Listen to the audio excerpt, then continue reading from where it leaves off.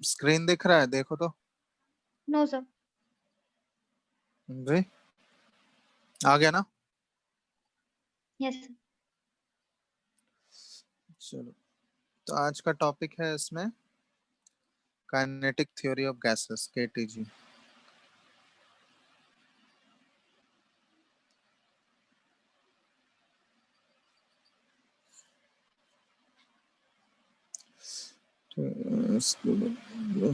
Gases state का ये lecture 5 है शायद ना? Yes sir. आज हम लोग काइनेटिक थ्योरी ऑफ गैसेस के बारे में पढ़ेंगे। तो काइनेटिक थ्योरी ऑफ गैसेस में एक्चुअली ना कुछ कुछ पोस्टुलेट्स हैं, ठीक है, या इसमें कुछ कुछ थ्योरी है या कुछ एजम्पशंस लिया जाता है। तो क्या क्या एजम्पशंस हैं वो हम लोग देखेंगे, एजम्पशंस और पोस्टुलेट्स, ठीक है, जिसके बारे में हम लोग यहाँ पे स्टडी करेंगे। तब यहाँ पे देखो, इसमें पहला जो पॉइंट है, ये सारे पोस्टुलेट्स हैं, मतलब एज्यूम किया गया है, ये सारे एजम्पशंस के ऊपर ही ये थ्योरी बनाया गया है, ठीक है। तो पहला एजम्पशन यही है, फर्स्ट, ऐसे लिख लो ऑर्डर में।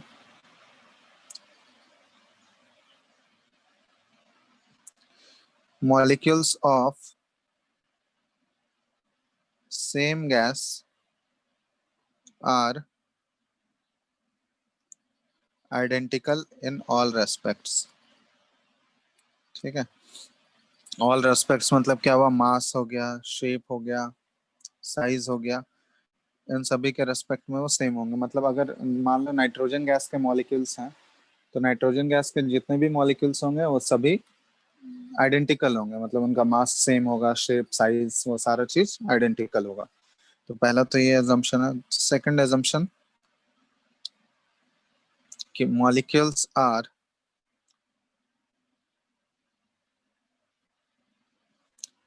constantly in random motion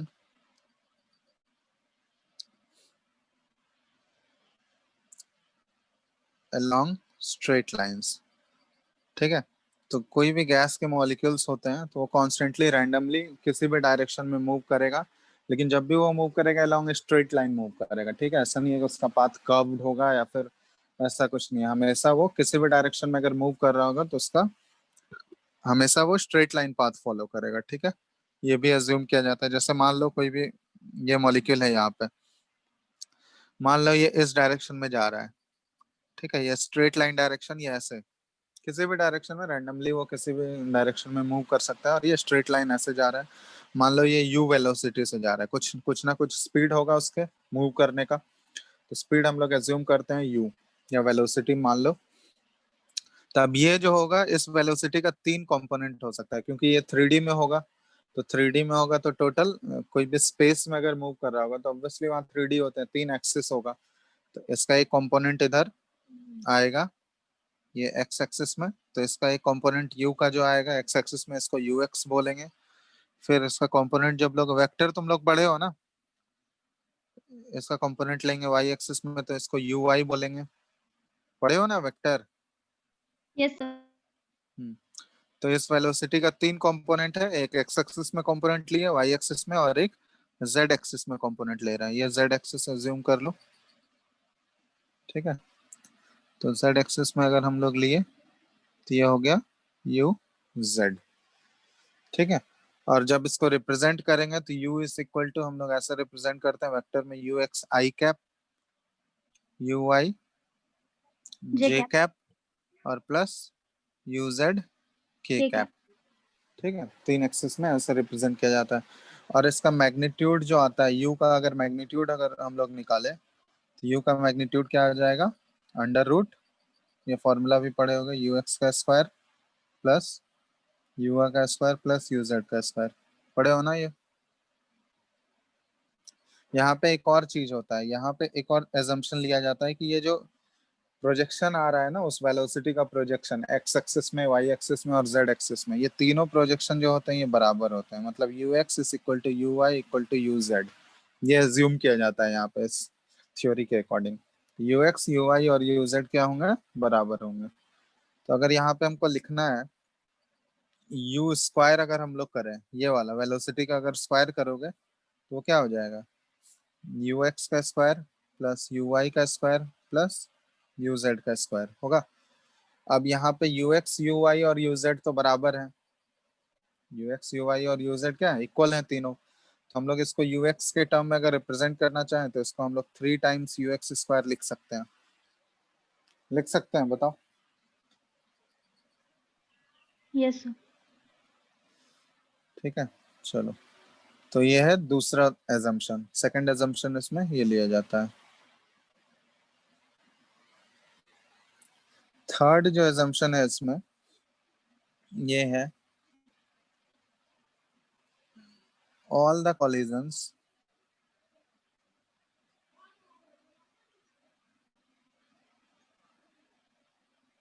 of gas molecules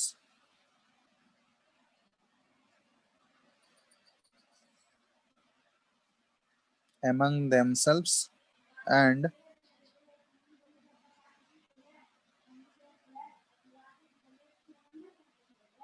with the wall of the container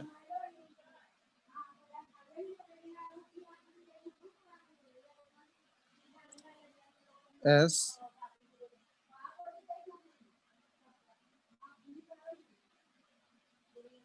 elastic in nature. ठीक है, अभी कॉलिजन्स के बारे में तुम लोग फिजिक्स में पढ़ चुके हो क्या? मोमेंटम वाला चैप्टर हुआ है कॉलिजन वाला?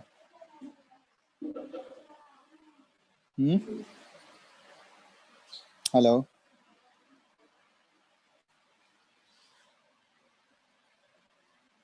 हेलो। Yes, sir. कॉलिजन वाला चैप्टर पढ़े हो फिजिक्स में? No, sir. चलो, देखो यहाँ पे जितना जितना भी मॉलिक्यूल्स अगर रैंडमली मूव कर रहा है गैस के मॉलिक्यूल्स, ठीक है, तो ऑब्वियसली वो कंटेनर की वॉल से टकराता है। तो कंटेनर की वॉल से जब भी टकराएगा वो, तो वो सारे कोलिजन्स को यहाँ पे अज्यूम किया गया। ये कोलिजन जो होगा इलास्टिक नेचर का होगा। इलास्टिक नेचर का मतलब क्या होता है कि वो ना तो मोमेंटम का लॉस करेगा, ना ही कोई काइनेटिक एनर्जी का लॉस होगा उसमें। मोमेंटम मतलब लिनियर मोमेंटम की बात कर रहे हैं। मोमेंटम, लिनियर मोमेंटम कैसे कैलकुलेट करता है? Mass into मास, velocity. मास इनटू वेलोसिटी होता है। तो ये बोला गया है कि इलास्टिक कोलिजन वैसा कोलिजन होता है जिसमें कोलाइड होने के बाद कोई भी मोमेंटम का लॉस नहीं होगा, ना ही कोई काइनेटिक एनर्जी का लॉस होगा। मतलब वो जिस स्पीड से कंटेनर की वॉल से वो टकरा रहा होगा, उतना ही स्पीड से वो वापस आएगा, वहां पे कोई भी एनर्जी का लॉस नहीं होगा। ठीक है, मान लो अगर वो 10 मीटर पर सेकंड के स्पीड से टकराया था, तो वापस भी 10 मीटर पर सेकंड के स्पीड से ही आएगा। तो यहाँ पे लिख सकते हैं हम लोग, इलास्टिक कोलिजन का मतलब क्या हुआ कि no loss in momentum and kinetic energy. ठीक है, तो काइनेटिक एनर्जी और मोमेंटम का कोई लॉस नहीं होगा। तो इस टाइप के कोलिजन को बोला जाता है इलास्टिक कोलिजन। ये तीसरा एजम्पशन है कि जितने भी कोलिजन्स हो रहे होंगे गैस मॉलिक्यूल्स के कंटेनर के वॉल के साथ, वो क्या होता है, इलास्टिक नेचर का होता है। फोर्थ जो है ये है, the pressure of a gas is due to the collision of molecules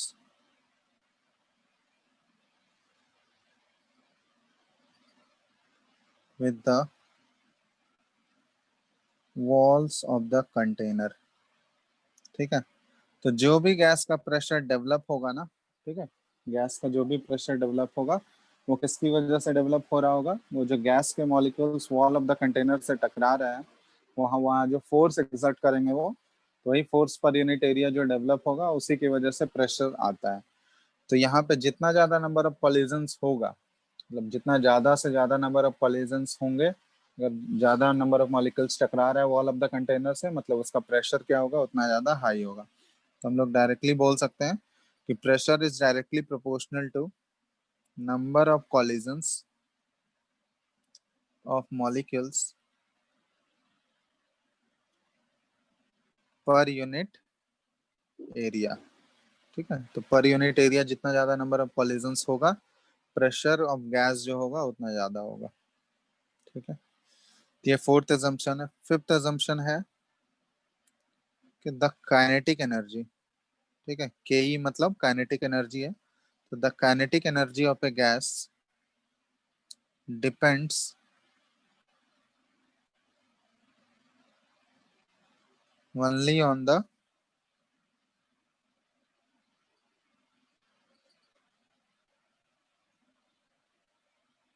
absolute temperature of the system. तो काइनेटिक एनर्जी जो भी गैस के मॉलिक्यूल्स का होगा वो सिर्फ और सिर्फ उसके एब्सोल्यूट टेम्परेचर पर डिपेंड करेगा. एब्सोल्यूट टेम्परेचर का मतलब टेम्परेचर जो केल्विन स्केल में रिप्रेजेंट होता है ना, उसका एब्सोल्यूट टेम्परेचर बोला जाता है. तो kinetic energy is directly proportional to absolute temperature. ये हम लोग डायरेक्टली लिख सकते हैं, सिर्फ और सिर्फ वो एब्सोल्यूट टेम्परेचर के डायरेक्टली प्रोपोर्शनल होगा. ठीक है. assumption नंबर 6 है, ये नेचर ऑफ द गैस पे डिपेंड नहीं करेगा. काइनेटिक एनर्जी सिर्फ और सिर्फ एब्सोल्यूट टेम्परेचर पे डिपेंड करेगा. गैस कोई भी हो वो नेचर पे डिपेंड नहीं करेगा. नेक्स्ट है sixth, the volume occupied by gas molecules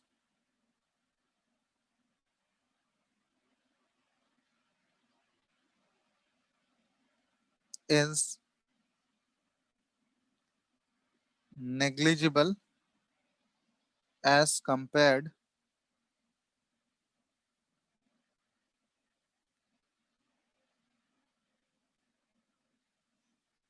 to the volume of the container. तो volume occupied by gas molecules क्या होंगे, वो नेग्लिजिबल होंगे as compare to volume of the container. ये बताए थे आइडियल गैस के केस में भी एजम्पशन होता है. आइडियल गैस में भी हम लोग क्या करते हैं कि जो वॉल्यूम ऑफ द कंटेनर है उसी को हम लोग वॉल्यूम ऑफ द गैस भी मान लेते हैं. जो एक्चुअल में गैस मॉलिक्यूल्स जो वॉल्यूम ऑक्युपाई कर रहे होंगे तो वो हम लोग नेग्लेक्ट कर देते हैं किसके, वॉल्यूम ऑफ द कंटेनर के रेस्पेक्ट में. तो सेम वही वाला सीन है यहाँ पे कि volume occupied by gas molecules क्या है, वो हम लोग नेग्लेक्ट कर दे रहे हैं कंटेनर के वॉल्यूम के रेस्पेक्ट में. ठीक है. तो वो आइडियल गैस में जो एजम्पशन था वही सेम चीज यहाँ पे है. सेवेंथ, ये भी आइडियल गैस वाला एजम्पशन है कि there is no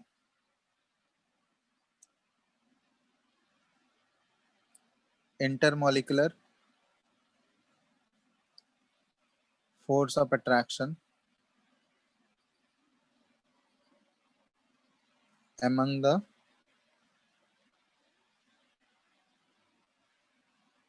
molecules of the gas. तो गैस के मॉलिक्यूल्स के बीच में कोई भी इंटरमोलिकुलर फोर्स ऑफ इंटरैक्शन नहीं होगा. ये आइडियल गैस में भी ये एजम्पशन हम लोग देखे थे कि गैस मॉलिक्यूल्स क्या होंगे, बहुत दूर दूर होंगे तो एक बहुत ही वीक फोर्स होता है. बट आइडियल गैस में एज्यूम किया जाता है कि वो इंटरैक्शन जो है बिल्कुल जीरो है, उनमें आपस में कोई भी फोर्स नहीं लग रहा है. ठीक है. तो ये कुछ कुछ एजम्पशंस हैं जो कि काइनेटिक थ्योरी ऑफ गैसेस के लिए वैलिड हैं. ठीक है. ये एज्यूम करके ही काइनेटिक थ्योरी ऑफ गैसेस का इक्वेशन डिराइव किया गया है. ये सारा चीज वो हम लोग देखेंगे अभी डेरिवेशन कि काइनेटिक गैस इक्वेशन वो कैसे डिराइव किया जाता है. तो ये सारे पोस्टुलेट्स हैं. किसी को डाउट है इसमें किसी भी पॉइंट में, बताओ.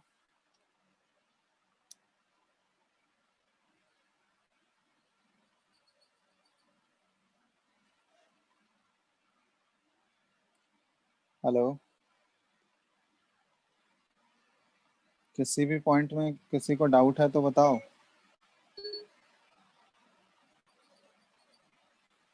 No sir. आवाज आ रहा है सबको? Yes sir. किसी को भी डाउट नहीं है?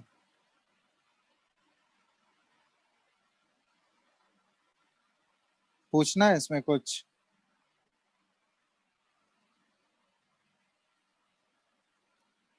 नहीं पूछना है तो आगे हम लोग काइनेटिक गैस इक्वेशन की तरफ मूव करते हैं. ये सारे पोस्टुलेट्स हैं. ठीक है. इसी के बेसिस पे काइनेटिक गैस इक्वेशन का डेरिवेशन होगा.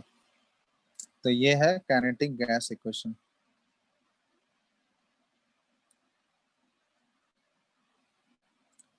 काइनेटिक गैस इक्वेशन को रिप्रेजेंट किया जाता है ये P V 1/3 M N U R M S का होल स्क्वायर. अब देखो यहाँ पे पी और वी प्रेशर और वॉल्यूम है.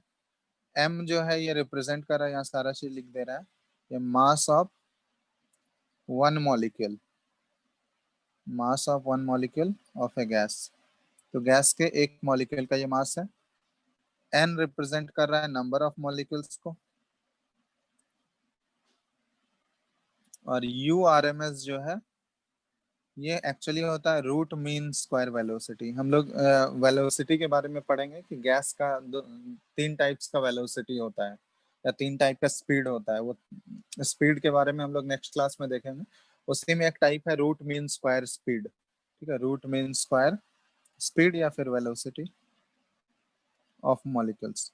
अब ये रूट मीन स्क्वायर स्पीड या वेलोसिटी कैसे कैलकुलेट किया जाता है, तो ये होता है U R M S that is equal to, मान लो एन गैस मॉलिक्यूल्स हैं तो U1 होगा, उसका स्पीड कुछ और होगा, प्लस U2 का स्क्वायर कर देंगे, U3 का स्क्वायर कर दिया अप टू, मान लो एन गैस मॉलिक्यूल्स हैं तो UN तक का स्क्वायर हो गया, डिवाइडेड बाय इसका एवरेज ले लेना है हमको। तो number of gas molecules n है तो डिवाइड कर दिए n से, और इसका रूट ले लेना है। तो ये है रूट मीन स्क्वायर। तो सबसे पहले हम लोग स्क्वायर कर दिए जितने भी मॉलिक्यूल्स हैं उन सभी का वेलोसिटी का स्क्वायर कर दिए, फिर उसका नंबर ऑफ मॉलिक्यूल्स अगर डिवाइड कर दोगे तो उसका मीन आ जाएगा, और उस मीन का हम लोग रूट ले लिए। तो वही चीज है, जैसे नाम में है रूट मीन स्क्वायर। ठीक है, तो स्क्वायर करके पहले मीन निकाले, फिर उसका रूट लिए हम लोग, तो उसको बोलते हैं U R M S, root mean square velocity. बात समझ में आया? यस। ठीक है, अब देखो इसको, ये जो काइनेटिक गैस इक्वेशन है, पी है प्रेशर, वी है वॉल्यूम, और 1/3 mn U R M square. अब इसका डेरिवेशन कैसे करते हैं ये देखो, सिंपल सा डेरिवेशन है, कुछ है नहीं ज्यादा, ध्यान देना, ये स्कूल एग्जाम्स में भी पूछा जा सकता है ये डेरिवेशन। तो डेरिवेशन के लिए एक्चुअली हम लोग एक कंटेनर ले रहे हैं, क्यूब टाइप का कंटेनर ले रहे हैं, क्यूब वाला, क्योंकि इसमें कैलकुलेशन थोड़ा सा आसान हो जाएगा। ठीक है, एक क्यूबिकल कंटेनर ले लिया हम लोग जिसका एज लेंथ L है।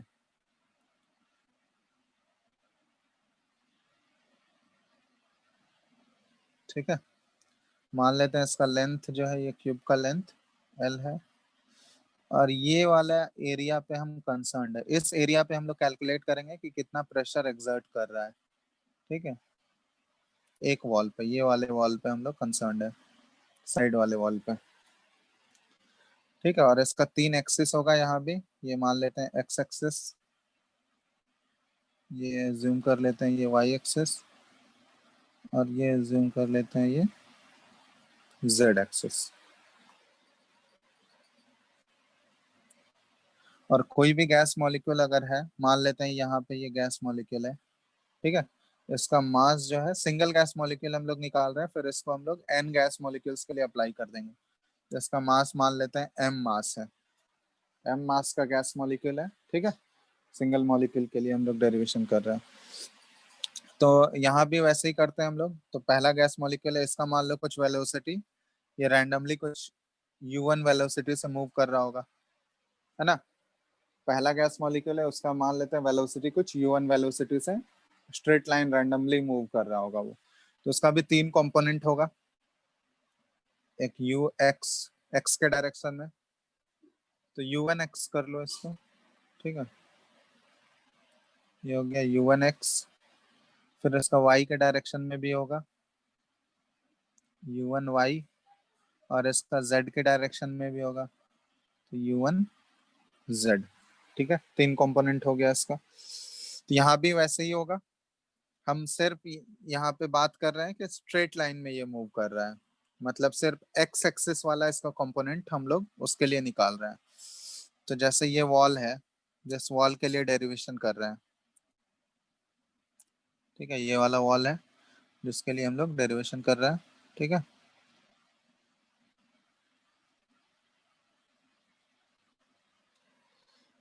और यहाँ पे मान लेते हैं ये गैस मॉलिक्यूल था, ठीक है, एम मास का गैस मॉलिक्यूल।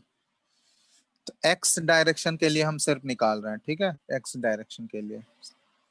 तो एम मास का ये ऑब्जेक्ट है या एम मास का गैस मॉलिक्यूल है, तो इसका एक्स डायरेक्शन में कौन सा वेलोसिटी का कंपोनेंट लग रहा है बताओ तो। एक्स डायरेक्शन में उसका कौन सा U1x। वेलोसिटी का, U1x लग रहा है। तो ये जो एक्स डायरेक्शन में मूव करेगा, U1x वेलोसिटी से ये एक्स डायरेक्शन में मूव कर रहा होगा, है ना। और ये इस वॉल से, कंटेनर के इस वॉल से टकराएगा, और ये वापस यहाँ पे जो कोलिजन होगा वॉल से, वो इलास्टिक कोलिजन होगा, मतलब वहां पे ना तो कोई मोमेंटम का लॉस होगा ना ही कोई काइनेटिक एनर्जी का लॉस होगा। तो अगर ये यूएनएक्स वेलोसिटी से टकराया था तो वापस भी ये आएगा, ये किस वेलोसिटी से मूव करेगा, वापस अपोजिट डायरेक्शन में यूएनएक्स U1X. वेलोसिटी से। ठीक है, तो यहाँ पे हम लोग एक और चीज यहाँ पे लिख दे रहे हैं। ये जो U1X का जब हम लोग चलो ये करते हैं, जैसे वहां पे बताए थे तुम लोगों को कि यू स्क्वायर जो होता है, यू का स्क्वायर, हम लोग इसको 3 टाइम्स यूएक्स का स्क्वायर लिखे थे ऊपर, याद है? Yes, sir.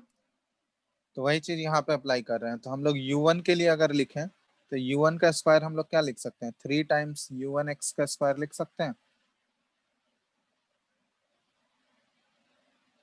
है ना? U1 के लिए अगर लिख रहे हैं पहले मॉलिक्यूल के लिए, तो वो 3 टाइम्स U1X का स्क्वायर हो गया। तो इसको हम लोग यूज करेंगे अभी डेरिवेशन को। जो है लीनियर मोमेंटम को P से रिप्रेजेंट किया जाता है। लीनियर मोमेंटम जो है वो P से रिप्रेजेंट होता है। तो इनिशियल मोमेंटम एक्चुअली ध्यान देना एक वेक्टर क्वांटिटी है। ठीक है, तो मोमेंटम का वैल्यू जो होता है, मोमेंटम का फॉर्मूला वो मास इनटू लीनियर वेलोसिटी होता है। Mass into velocity. तो वेलोसिटी, मास तो कांस्टेंट रहता है, ठीक है, मास तो एक स्केलर क्वांटिटी है। लेकिन वेलोसिटी क्या है बताओ तो, वेक्टर या स्केलर? कौन सा क्वांटिटी है वेलोसिटी? Vector. वेक्टर क्वांटिटी है।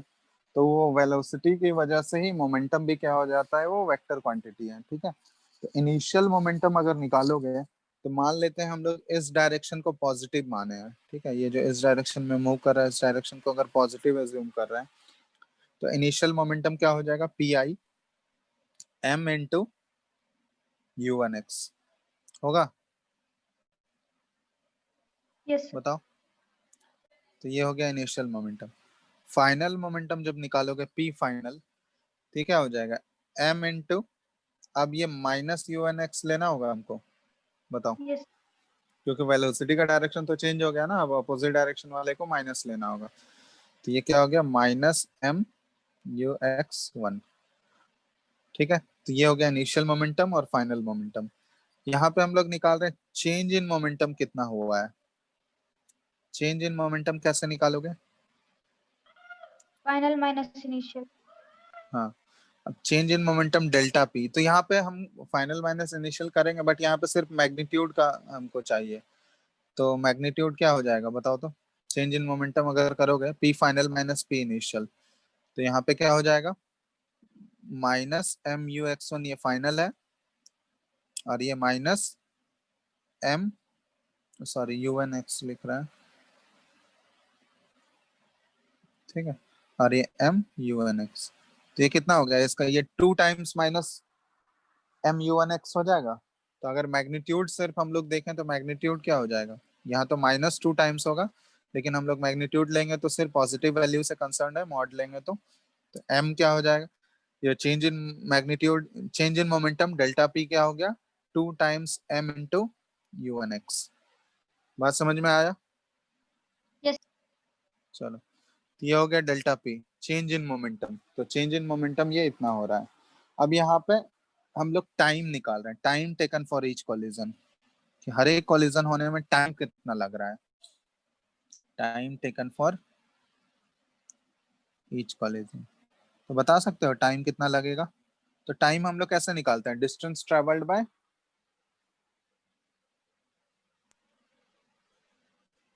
Speed. टाइम कैसे निकालोगे, डिस्टेंस ट्रेवल्ड बाय स्पीड ही करेंगे ना हम लोग, कि वो कितना डिस्टेंस कवर किया और कितने स्पीड से वो चल रहा है। तो यहाँ पे बताना कि एक कोलिजन अगर हुआ तो उसके बाद दूसरा कोलिजन होने में जो टाइम इलैप्स होगा, तो उतने में वो कितना डिस्टेंस कवर कर रहा होगा। मान लो ये एक बार यहाँ पे एक बार यहाँ से टकरा लिया, ठीक है, एक बार कोलिजन हो गया, तो वापस जब दोबारा आके ये टकराएगा इस वॉल से, तो उस दोबारा टकराने में वो कितना डिस्टेंस कवर कर रहा होगा, बता पाओगे? बताओ तो।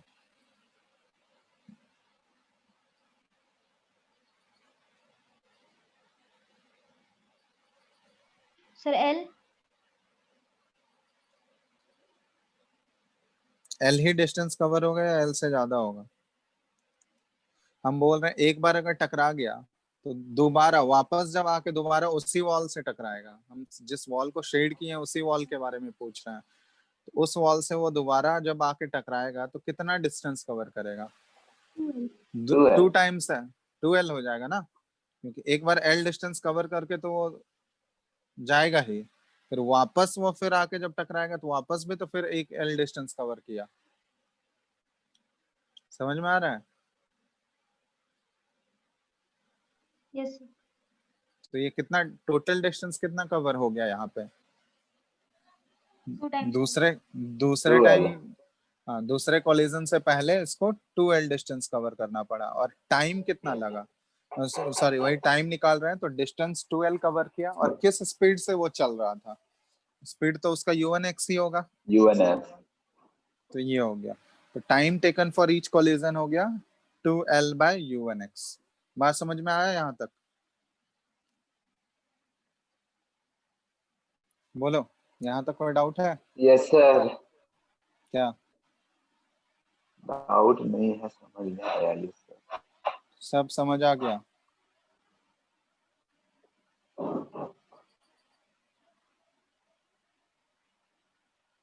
हम्म, यस सर। चलो अब ये बताओ कि न्यूटन्स का तुम लोग सेकंड लॉ पढ़े हो? न्यूटन्स का सेकंड लॉ ऑफ मोशन पढ़े हो या नहीं पढ़े हो?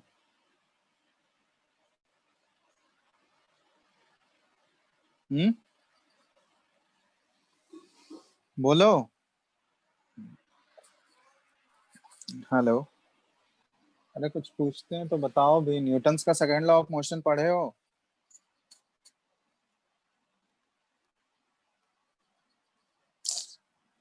कोई रिस्पॉन्स ही नहीं आएगा अब। अरे हाँ या नहीं, कुछ तो बोलो। Yes sir. क्या होता है न्यूटन्स का सेकंड लॉ ऑफ मोशन? बताओ तो कोई भी।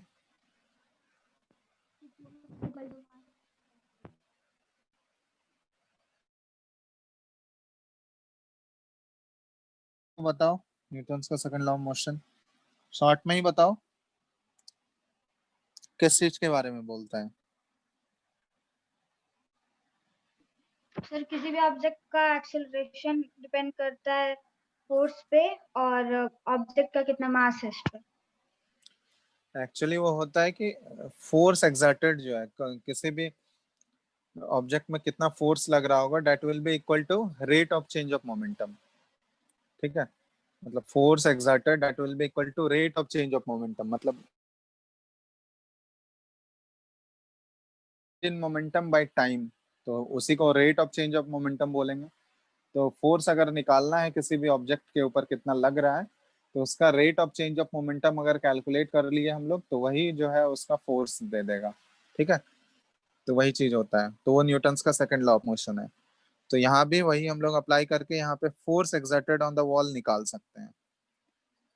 Force exerted on the wall, ये कितना हो जाएगा? Rate of change of momentum को ही फोर्स बोलते हैं हम लोग।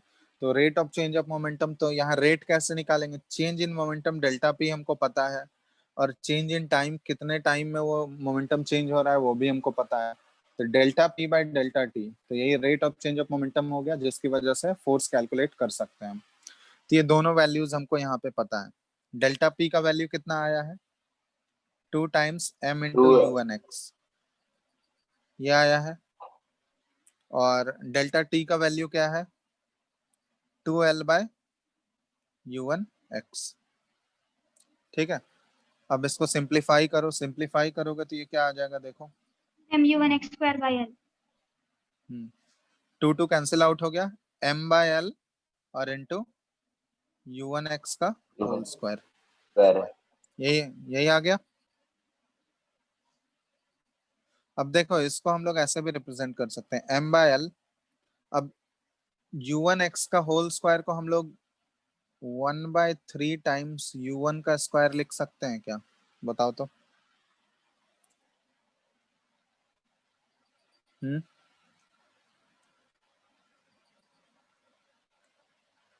लिख सकते हैं या नहीं?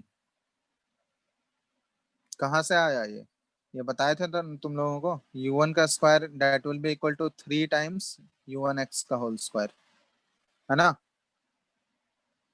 ये ऊपर बताए थे ना। तो यहाँ से हम लोग u1x का होल स्क्वायर अगर आ रहा है तो इसको हम लोग क्या लिख सकते हैं, 1/3 टाइम्स u1 का स्क्वायर लिख सकते हैं। बोलो। Yes sir. तो वही चीज यहाँ पे है। तो u1x का होल स्क्वायर को हम लोग रिप्लेस कर दिए, सब्सटीट्यूट कर दिए किससे, 1/3 टाइम्स u1 का स्क्वायर से। तो ये force due to one molecule हम लोग निकाल रहे हैं। तो फोर्स ड्यू टू किसी एक मॉलिक्यूल के लिए निकाले। अब इसी को अगर हम लोग एक्सटेंड कर दें, force due to n molecules अगर कर दें, force due to n molecules, n molecules का फोर्स क्या आ जाएगा देखो। तो यहाँ पे वन मॉलिक्यूल के लिए, फर्स्ट मॉलिक्यूल के लिए u1 आया, सेकंड मॉलिक्यूल के लिए करोगे u2 का स्क्वायर आएगा, थर्ड मॉलिक्यूल के लिए करोगे तो u3 का स्क्वायर, मतलब 1/3, 1/3 तो कॉमन आएगा, m/l भी कॉमन आएगा सब में। लेकिन यहाँ वेरी क्या कर जाएगा, u1 का स्क्वायर प्लस सेकंड मॉलिक्यूल के लिए u2 स्क्वायर आ जाएगा, थर्ड मॉलिक्यूल के लिए u3 स्क्वायर आ जाएगा, और ये अप टू n मॉलिक्यूल्स के लिए u1 का स्क्वायर हो जाएगा। यही होगा force due to n molecules. बताओ, यहाँ तक कोई डाउट है किसी को?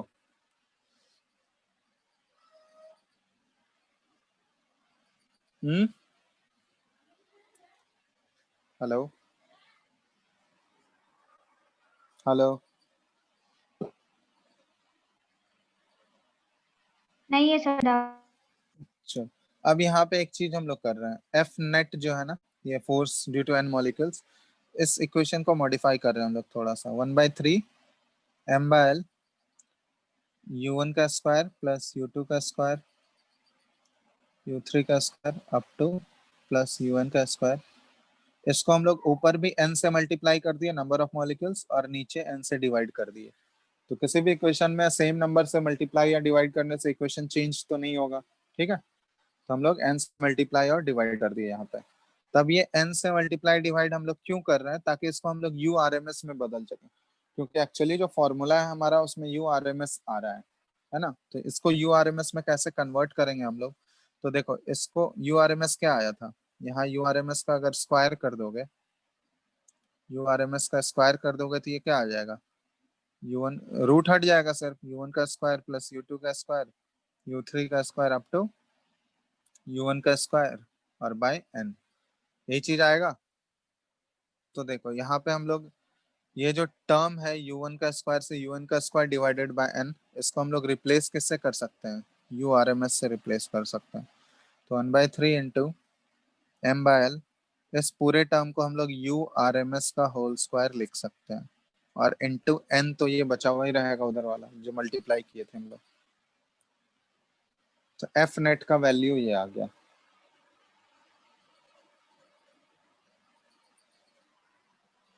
ठीक है, अब यहाँ पे एक्चुअली हमको प्रेशर कैलकुलेट करना है।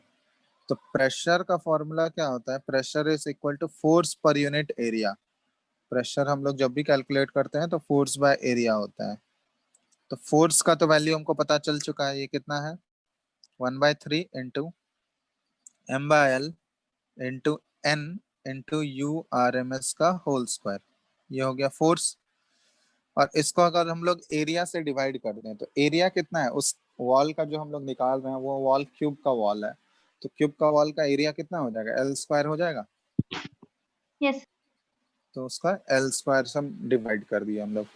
तो एल स्क्वायर से डिवाइड करने पे देखो तो क्या आ जाएगा, ये आ गया 1/3, यहाँ पे प्रेशर निकाल रहे हैं P, 1/3 m बाय नीचे आ गया एल क्यूब, है ना, और n into U R M S का होल स्क्वायर, ये आ गया। अब यहाँ पे एक्चुअली जो कंटेनर हम लोग लिए थे वो कंटेनर एक क्यूब था, तो उस कंटेनर का वॉल्यूम जो होगा, क्यूब का वॉल्यूम क्या होता है, वो एल क्यूब होता है। यस। तो यहाँ पे देखो जो एल क्यूब है उसको हम लोग रिप्लेस कर देंगे वॉल्यूम से। तो 1/3 into M by L cube की जगह हम लोग वॉल्यूम पुट कर दिए v, और into n into U R M S का होल स्क्वायर। अब देखो जो इक्वेशन आया था उस फॉर्म में हम लोग रिप्रेजेंट कर देते हैं, वॉल्यूम को उस साइड भेज दिए, तो ये हो गया प्रेशर इंटू वॉल्यूम, और ये हो गया 1/3 इंटू m इंटू n और into U R M S का होल स्क्वायर। तो ये आ गया। तो यही तो था काइनेटिक गैस इक्वेशन जो डिराइव करना था। आ गया?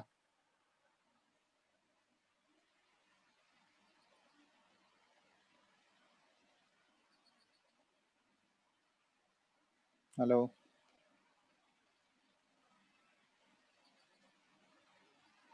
यही करना था डिराइव?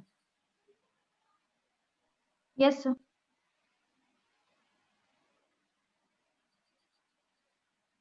चलो, इसमें एक और होता है, इसमें काइनेटिक एनर्जी का भी एक इक्वेशन होता है। तो काइनेटिक एनर्जी जब भी हम लोग कैलकुलेट करते हैं, काइनेटिक एनर्जी कैसे कैलकुलेट करते हैं? Half into M V square होता है, ठीक है। तो काइनेटिक एनर्जी अगर पहले वाले मॉलिक्यूल का अगर हम लोग निकालें तो हाफ इंटू फर्स्ट मॉलिक्यूल का U1 स्क्वायर होगा, सेकंड मॉलिक्यूल का करोगे तो half into M into U2 का स्क्वायर, इसी तरह तीसरा का M इंटू U3 का स्क्वायर होगा अप टू UN तक। तो अगर काइनेटिक एनर्जी हम लोग n मॉलिक्यूल्स तक का निकालें, kinetic energy of n molecules, तो kinetic energy of n molecules क्या हो जाएगा? ये हाफ इंटू M तो कॉमन आ गया, और यहाँ पे U1 square plus U2 square plus U3 square up to UN का स्क्वायर, यही हो जाएगा। अब इसमें भी वही चीज करते हैं, क्योंकि URMS के फॉर्म में कन्वर्ट करना है हमको, तो ऊपर नीचे n से मल्टीप्लाई डिवाइड कर दो, हाफ इंटू, तो ऊपर U2 का स्क्वायर प्लस U3 का U1 का स्क्वायर, n से मल्टीप्लाई कर दिए और नीचे n से डिवाइड कर दिए, तो उसको हम लोग URMS के टर्म से रिप्लेस कर दिए, URMS का होल स्क्वायर और इनटू ये n बचा हुआ रह गया। ये kinetic energy due to n molecules आया। सॉरी, ठीक है। Half into m into URMS का स्क्वायर इंटू n। अब यहाँ पे देखो, अगर ये रेशियो अगर हम लोग लें, काइनेटिक एनर्जी का रेशियो और डिवाइडेड बाय पीवी, ऊपर जो इक्वेशन आया उसका रेशियो, तो काइनेटिक एनर्जी का इक्वेशन है half into m into URMS का होल स्क्वायर इंटू n, और पीवी वाला इक्वेशन क्या है? 1/3 mn URMS का होल स्क्वायर। तो यहाँ देखो mn URMS तो कैंसिल आउट हो गया ऊपर नीचे, 3 ऊपर चला गया तो ये 3/2 हो गया। तो यहाँ पे हम लोग लिख सकते हैं कि kinetic energy is equal to,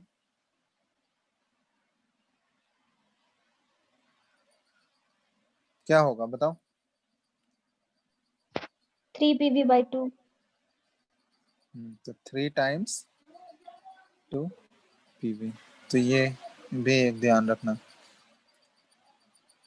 तो kinetic energy is equal to 3/2 times PV। तो ये रिलेशन भी इंपॉर्टेंट है,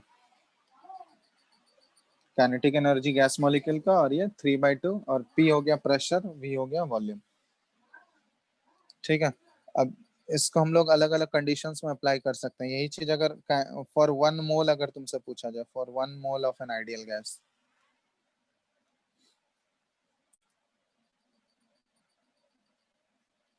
तो 1 मोल ऑफ आइडियल गैस के लिए क्या होता है? पीवी इक्वल टू एनआरटी वाला इक्वेशन अप्लाई करोगे तो एन का वैल्यू तो 1 हो गया, तो पीवी इक्वल टू आरटी हो गया। तो यहाँ पे हम लोग लिख सकते हैं कि kinetic energy of N molecules, तो काइनेटिक एनर्जी एन मॉलिक्यूल्स के लिए कितना हो गया? ये 3/2 टाइम्स पीवी की जगह क्या पुट कर दें हम लोग? आर टी पुट कर दें, तो 3/2 टाइम्स आर टी। तो यहाँ से डायरेक्टली दिख रहा होगा, ये 3/2 टाइम्स क्या है? ये 1 मोल के लिए है। Kinetic energy for N molecules नहीं, काइनेटिक एनर्जी फॉर 1 मोल, ठीक है। Kinetic energy for 1 mole of gas, 1 mole of gas का अगर काइनेटिक एनर्जी निकालना है तो 3/2 टाइम्स आर टी हो गया। अब यहाँ पे एक चीज ध्यान देना कि यहाँ इक्वेशन में साफ साफ साफ दिख रहा होगा कि काइनेटिक एनर्जी सिर्फ और सिर्फ डायरेक्टली प्रोपोर्शनल किसके? टेम्परेचर के, और ये टेम्परेचर जो है एब्सोल्यूट टेम्परेचर हमको लेना है, टेम्परेचर इन केल्विन स्केल, ठीक है। एब्सोल्यूट टेम्परेचर का मतलब वही हुआ कि टेम्परेचर तुमको केल्विन स्केल में हमेशा पुट करना है। ये नेचर ऑफ द गैस पे डिपेंड नहीं करता है, ठीक है, यहाँ पे लिख ही लेना, does not depend on nature of the gas.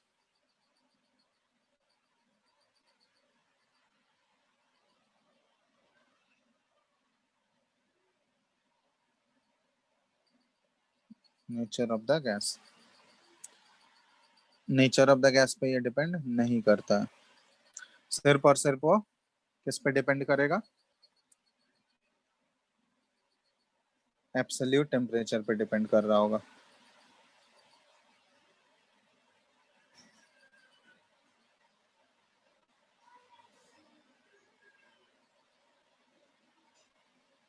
समझ आया कि नहीं? Yes sir. अब यहाँ पे इसको एक और चीज, ये काइनेटिक एनर्जी फॉर 1 मोल आया। अगर हम लोग काइनेटिक एनर्जी ऑफ 1 मॉलिक्यूल अगर निकालें, यहाँ पे देखो काइनेटिक एनर्जी 1 मोल के लिए 3/2 टाइम्स RT आया, और kinetic energy for of n moles of gas अगर तुमसे पूछा जाए तो 1 मोल के लिए हमको 3/2 टाइम्स RT है, तो n मोल्स के लिए क्या हो जाएगा, n इंटू 3/2 RT। समझ में आया? क्योंकि 1 मोल के लिए जितना होगा उसको n से मल्टीप्लाई कर दोगे तो n मोल्स के लिए आ गया। यहाँ पे एक और चीज है, अगर तुमसे पूछा जाए kinetic energy of 1 molecule of a gas, तो किसी गैस के 1 मॉलिक्यूल का काइनेटिक एनर्जी तुमको निकालना है। तो अगर 1 मोल का कितना वैल्यू है, 3/2 इंटू RT, ये 1 मोल का है, तो इसको अगर हम लोग एवोगाड्रो नंबर से डिवाइड कर दें तो ये 1 मॉलिक्यूल का नहीं आ जाएगा काइनेटिक एनर्जी, यस क्योंकि सर। वन मोल में तो Na मॉलिक्यूल्स ही होते हैं, तो Na मॉलिक्यूल्स का काइनेटिक एनर्जी 3/2 टाइम्स RT है, तो 1 मॉलिक्यूल का कितना हो जाएगा, 3/2 टाइम्स RT बाय Na। ठीक है, अब यहाँ पे एक कांस्टेंट आ गया, ये R जो है ये गैस कांस्टेंट है, और डिवाइडेड बाय Na जो है ये एवोगाड्रो, ये भी कांस्टेंट ही है। तो इसको हम लोग रिप्लेस कर देते हैं, R बाय Na को एक कांस्टेंट K से रिप्रेजेंट कर देते हैं, जिसको बोला जाता है बोल्ट्जमैन कांस्टेंट। ठीक है, बोल्ट्जमैन कांस्टेंट। और इस K का वैल्यू जो होता है, ये R का वैल्यू जब यहाँ सब्सटीट्यूट करोगे और Na का वैल्यू, तो K आ जाएगा 1.38 इंटू 10⁻⁻23 जूल पर केल्विन। ठीक है, ये ध्यान रखना, तो ये है बोल्ट्जमैन कांस्टेंट। तो काइनेटिक एनर्जी फॉर 1 मॉलिक्यूल जो हम लोग ऐसा भी रिप्रेजेंट कर सकते हैं, kinetic energy of 1 molecule of a gas is equal to 3/2 times KT भी लिख सकते हैं हम लोग। ठीक है, वेयर K क्या है, बोल्ट्जमैन कांस्टेंट है, जिसका वैल्यू R बाय Na होता है। सर यूनिट जूल पर केल्विन कैसे आया? किसका?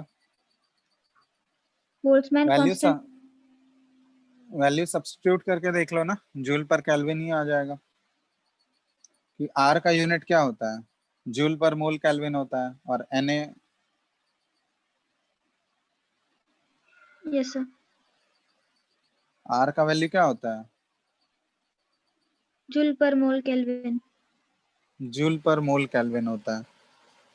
ठीक है, R का जूल पर मोल केल्विन, और टेम्परेचर का क्या हो जाएगा, ये 1 मिनट रुको, तो यहाँ पे केल्विन का स्क्वायर होगा क्या, चेक कर लो डायमेंशनली। मोल केल्विन होता है, और टेम्परेचर का क्या हो जाएगा, टेम्परेचर का यूनिट तो केल्विन में ही पुट करना है, तो ऊपर केल्विन ही रहेगा। ठीक है, और Na तो नंबर ही है, तो केल्विन केल्विन कैंसिल, जूल पर मोल होगा, केल्विन नहीं होगा, केल्विन केल्विन तो कैंसिल आउट। टेम्परेचर कहाँ से आया? टेम्परेचर तो पहले से था ना, टेम्परेचर कहाँ से आया मतलब, आइडियल गैस के इक्वेशन से टेम्परेचर आ रहा है। सर R बाय Na में। R बाय Na में कहाँ टेम्परेचर है,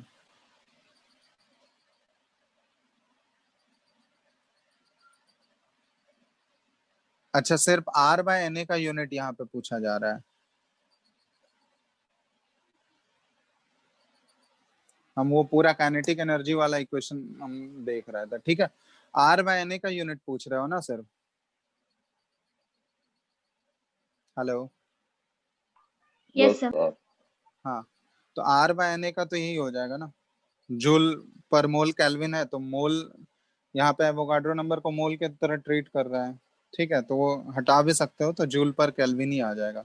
हम काइनेटिक एनर्जी वाला इक्वेशन का बता रहे थे, वहां पे टेम्परेचर है, तो ये बोल्ट्जमैन कांस्टेंट का जूल पर केल्विन ही होगा, क्योंकि जूल पर मोल केल्विन होता है ना इसका, आर का। एनए का तो कोई, एनए का कोई यूनिट होगा क्या? एनए तो जस्ट एक नंबर है, तो उसका तो कोई यस। यूनिट नहीं होगा, तो वही आ जाएगा उसमें, जूल पर केल्विन। तो kinetic energy for one molecule of a gas हम लोग लिख सकते हैं 3/2 टाइम्स के टी लिख सकते हैं। ठीक है, के टी क्या हुआ, के क्या हुआ यहाँ पे? Boltzmann constant. बोल्ट्जमैन का।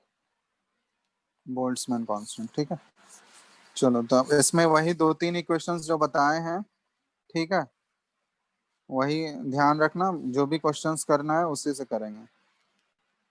ठीक है, वो इक्वेशंस बस याद कर लो। अब देते हैं, एक दो क्वेश्चन देते हैं, ठीक है, उससे क्लियर हो जाएगा। लिख लिया हो ना यहाँ तक सारा?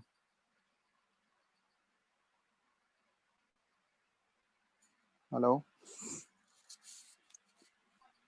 Yes sir. चलो, चलो तो एक क्वेश्चन देते हैं तुम लोगों को, इनफैक्ट क्वेश्चन नंबर 1। ठीक है, देखते हैं अप्लाई कर पाते हो कि नहीं जितना पढ़े हो। Find the change in kinetic energy of 1 mole of ideal gas when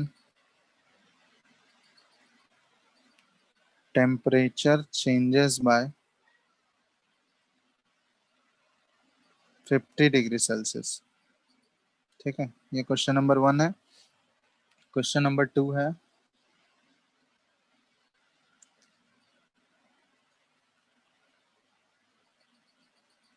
at what temperature the kinetic energy will be half of its value at 127 degree Celsius. ठीक है, चलो बहुत ही सिंपल क्वेश्चन है, ये दोनों करो।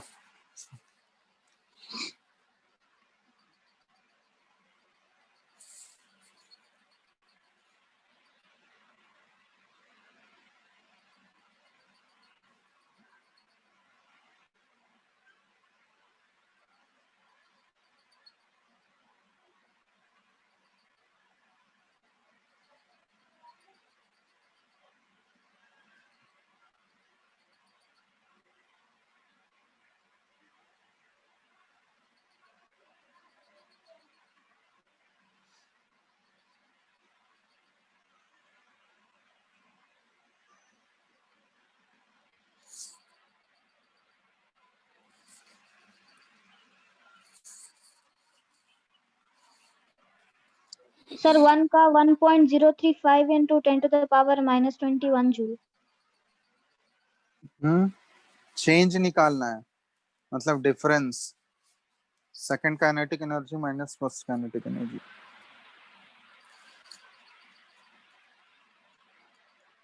क्वेश्चन पढ़ो पहले ढंग से।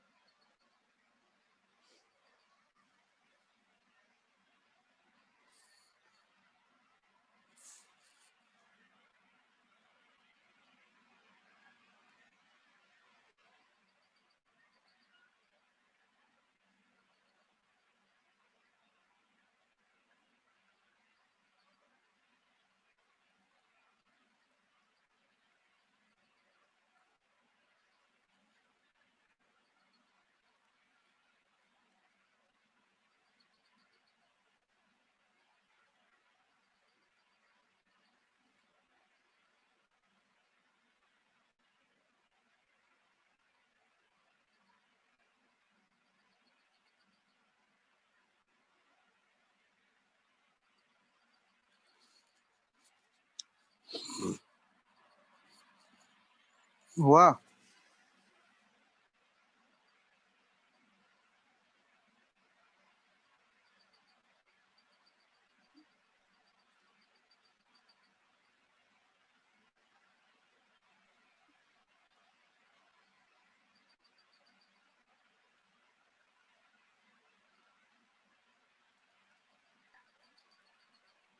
सर 1247 जूल पर मोल। चलो देखते हैं कितना आ रहा है।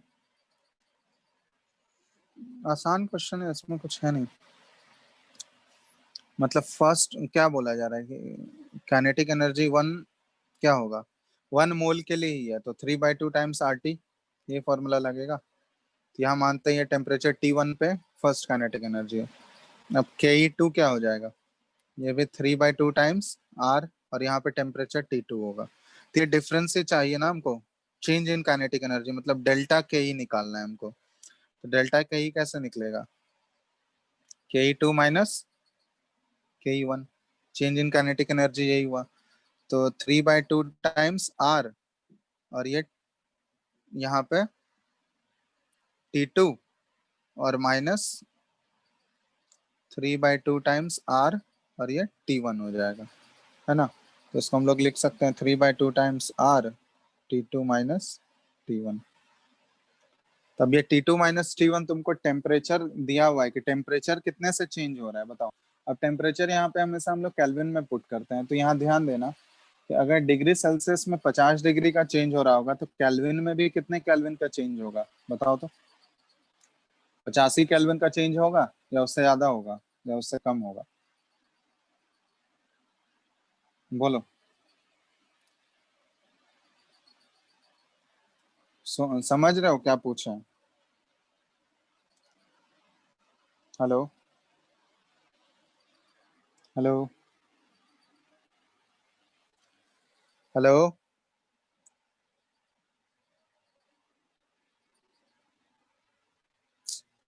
अरे आवाज आ रहा है? हेलो। Yes sir.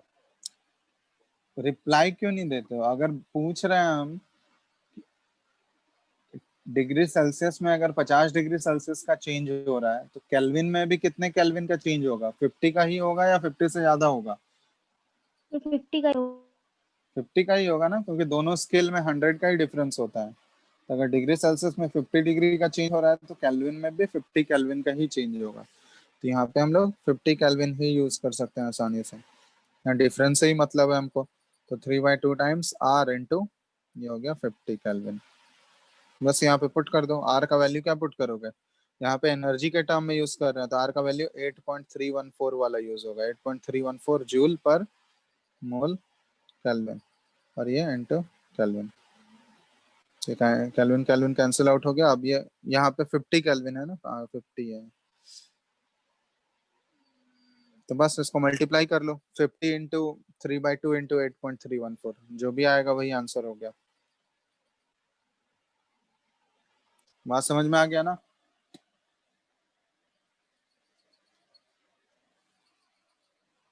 हेलो, दूसरा वाला करो अब। हेलो, यस पहला वाला हो गया, दूसरा वाला करो, सेकंड वाला क्वेश्चन दिख रहा है?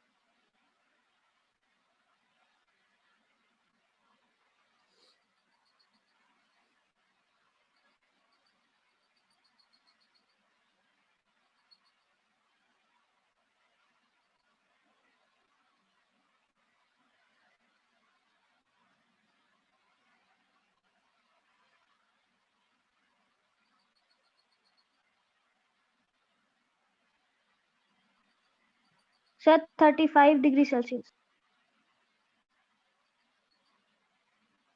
35 डिग्री सेल्सियस कैसे क्यों?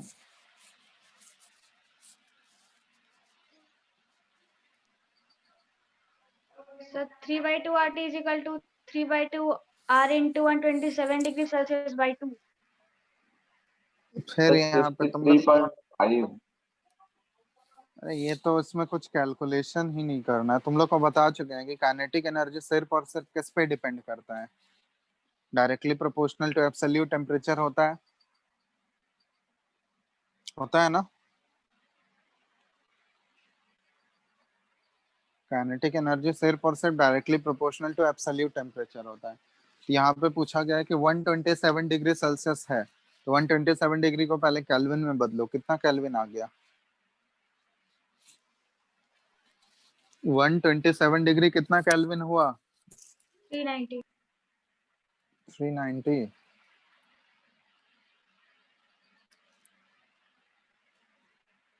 कैलकुलेशन अच्छे से करो। 400 होगा सर। तो 400 केल्विन हुआ। तो पूछा गया mean kinetic energy directly proportional to absolute temperature, तो बोला गया है कि वो कौन सा टेम्परेचर होगा जिसमें काइनेटिक एनर्जी हाफ हो जाएगा। तो अगर directly proportional to absolute temperature है तो काइनेटिक एनर्जी अगर हाफ होगा तो एब्सोल्यूट टेम्परेचर भी तो हाफ होगा ना। समझ में आ रहा है? एक को अगर हाफ करोगे तो दूसरा भी तो हाफ होगा। Yes sir. तो काइनेटिक एनर्जी अगर हाफ हो रहा है तो एब्सोल्यूट टेम्परेचर भी हाफ हो जाएगा। तो कौन से टेम्परेचर पे काइनेटिक एनर्जी हाफ हो जाएगा?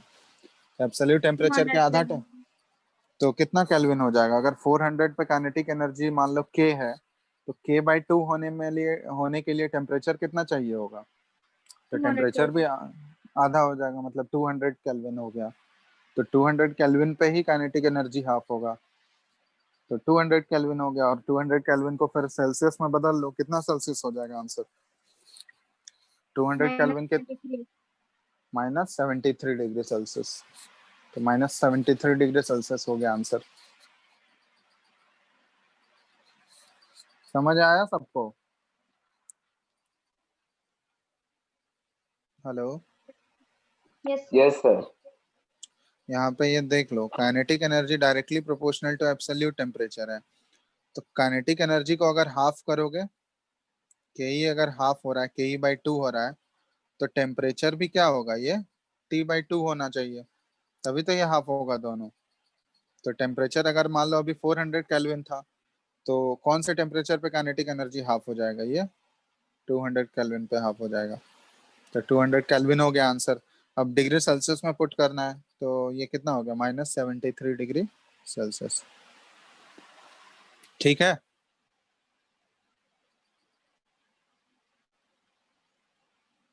समझ आ गया बात? यस। चलो, समझ आ गया तो ठीक है। तो यहाँ इसके क्वेश्चंस तुम लोग बुकलेट में देखना, क्वेश्चंस आप आसानी से बना सकते हो। जो 2-3 फॉर्मूला बताए बस वो फॉर्मूला ध्यान रखना, डेरिवेशन एक बार देख लेना कैसे हुआ है प्रोसेस। ठीक है, स्कूल एग्जाम्स के लिए वो इम्पोर्टेंट है। और क्वेश्चंस इसके प्रैक्टिस कर लो, बुकलेट से जो भी क्वेश्चंस मिलेंगे काइनेटिक थ्योरी ऑफ गैसेस तक कंप्लीट कर लो। इसके बाद नेक्स्ट टॉपिक तुम लोग का वही मॉलिक्यूलर स्पीड्स के बारे में बताना है, और उसके बाद आइडियल गैस वाला पोर्शन कंप्लीट हो गया है। नेक्स्ट क्लास से रियल गैसेस वाला पोर्शन स्टार्ट होगा। ठीक है। यस चल, तो यहाँ तक तुम लोग एटलीस्ट क्वेश्चंस करके रखना। ठीक है, जो भी बुकलेट में क्वेश्चंस मिलेंगे काइनेटिक थ्योरी ऑफ गैसेस तक वो आराम से करके रखो। कोई डाउट और भी किसी को कुछ? हेलो।